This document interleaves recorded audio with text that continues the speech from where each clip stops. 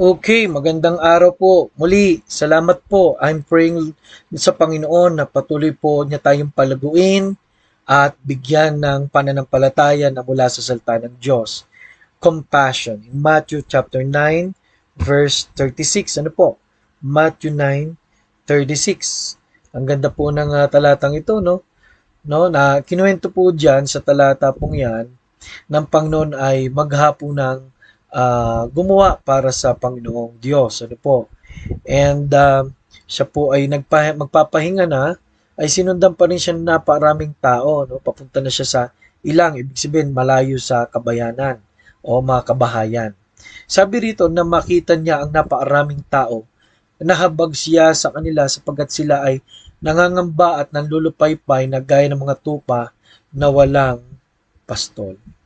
Alam niyo po, ngayon po nandito ako sa Baguio and kagabi biglang nag-brown out habang may gusto magpa-therapy and sabi ko baka kalooban ng Diyos na makasama sila sa Bible study. Ngayon po may nabalitaan ako na kamag-anak po ni Mrs. na may cancer, yung isa naman po ay nabangga ng motor. Taon-taon po may namamatay pati po dito, no? So kung ang Panginoon po ay ilalagay natin sa sitwasyong ito, ang sabi, he was moved with compassion. Bakit po? Ganun siya nung siya'y nagpagaling. Ganun siya nung nakita niya ang kalagayan ng tao, lalo na po sa spiritual na kalagayan. Ano po? Kaya alam niyo po, ang dami pa pong mga lugar na may reliyon, ngunit wala po talaga ang pagkalinga pa ng Panginoon dahil may problema pa sa relasyon. Ano po? Kaya napaalaga po na tayo po ay na kay Kristo na. Ano po? Napakahalaga po niyan. Now, number 1 is compassion undefiled. Sa Mark 1:41, and Jesus moved. No? Ang nagtutulak po sa Panginoon na hindi po pride o hindi po para sumikat o para magkapera.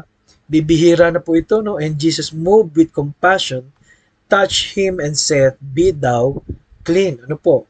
Kaya ang tanong po, ano pang nagtutulak sa Kristiyano ngayon? Yung bang kalagayan ng mga tao ay tinutulak pa tayo? Ano po, si Jesus po ay naramdaman niya ang kanilang mga pakiramdam. Nalaman niya ang kanilang mga pinanggalingan dahil siya ay all-knowing.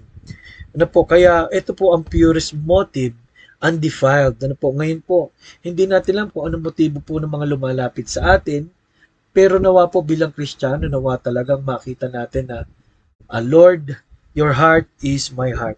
Your mind is my mind bilang anak po ninyo at bilang tagasunod mo.